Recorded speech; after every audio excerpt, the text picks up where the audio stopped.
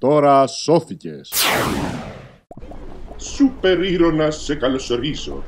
Εμείς είμεθα λαός που περπατά πάντα με το κεφάλι ψηλά. Αλλά να, τώρα πέσαμε στην ανάγκη σου.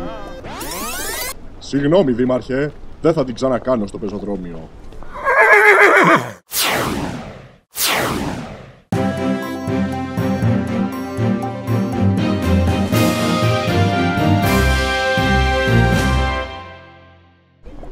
Σούπερ ήρωνα, 2 λόγια. Η στολή σου έχει μυστικά gadgets όπως του Batman. Ναι, το βρακί μου είναι φτιαγμένο από δραμαμίνες. Γιατί? Για να μην μου ζαλίζουν τα αρχίδια.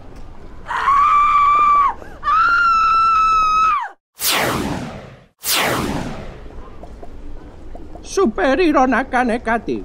Αυτά τα υποκείμενα που μας φέρονται σαν αντικείμενα ψηφίζουνε κάτι άρθρα με πρόθεση να μας πάρουν κάθε τι το ουσιαστικό. Και μετά σου λέει μας κόψανε τη σύνταξη.